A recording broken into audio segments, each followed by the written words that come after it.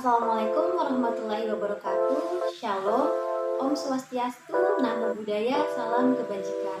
Perkenalkan, nama saya Fani Ramadhani Baraka dengan NIM 15 14 22 125 dari kelas 1F jurusan Pendidikan di Sekolah Dasar Fakultas Ilmu Pendidikan Universitas Negeri Gorontalo. Nah, jika pada video sebelumnya saya telah membahas pendekatan dalam manajemen kelas, yaitu pendekatan otoriter dan pendekatan intimidasi, pada video kali ini saya akan membahas tentang pendekatan dalam manajemen kelas, yaitu pendekatan interaksional, pendekatan proses kelompok, dan pendekatan sosio-emosional. Pendekatan dalam manajemen kelas dapat diartikan sebagai cara pandang seorang guru dalam kegiatan pengelolaan kelas. Cara pandang tersebut kemudian menjadi semacam pedoman bagi seorang guru dalam mengelola kelas. Pendekatan pembelajaran dapat diartikan sebagai titik tolak atau sudut pandang dalam proses pembelajaran yang merujuk pada pandangan tentang terjadinya suatu proses yang bersifat umum. Pendekatan instruksional dalam manajemen kelas memandang perilaku instruksional guru agar mempunyai potensi untuk mencapai tujuan utama manajemen kelas, yaitu mencegah timbulnya masalah manajerial dan memecahkan masalah manajerial kelas. Adapun kelebihan dari pendekatan instruksional yaitu yang pertama, mengajar untuk mencegah dan menghentikan tingkah laku anak didik yang kurang baik. Yang kedua, mempunyai potensi untuk mencapai dua tujuan utama dalam manajemen kelas. Tujuan utama itu adalah yang pertama, mencegah timbulnya masalah manajerial. Yang kedua, memecahkan masalah manajerial kelas. Adapun kelemahan dari pendekatan instruksional adalah anggapan bahwa dalam suatu proses perencanaan dan pelaksanaan akan mencegah munculnya masalah tingkah laku anak didik dan memecahkan masalah itu bila tidak bisa dicegah. Namun, masing-masing peserta didik memiliki permasalahan yang berbeda.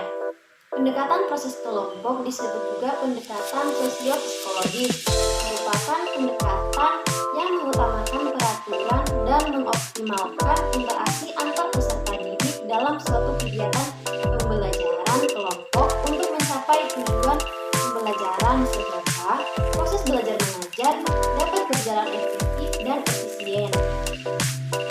Pendekatan ini dipilih berdasarkan prinsip psikologi sosial dan dinamika kelompok. Kelebihan dari pendekatan proses kelompok adalah dengan berhasilnya penciptaan kelompok ini, maka akan membentuk dinamika kelompok dalam kelas sehingga akan menjadi kelompok yang produktif. Adapun kekurangan dari pendekatan proses kelompok adalah apabila dalam suatu kelompok tidak terciptanya pendekatan proses kelompok, maka siswa-siswa tidak akan merasakan adanya rasa kebersamaan antar mereka dan siswa akan menyelesaikan masalahnya sendiri tanpa adanya bantuan dari teman-teman yang lainnya.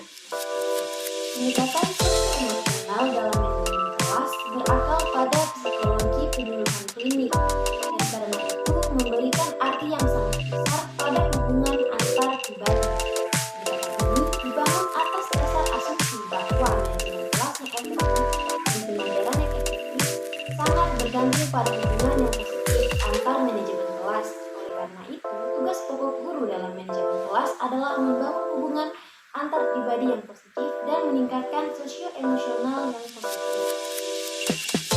Kelebihan dari pendekatan sosio-emosional adalah siswa mempunyai jiwa sosial yang tinggi, serta hubungan antara siswa dan siswa atau siswa dan guru dapat tercipta dengan baik, dan guru merasa mempunyai kewajiban agar siswanya tidak gagal karena kegagalan dapat mematikan motivasi dan dapat menimbulkan pandangan yang negatif dari siswa terhadap dirinya sendiri.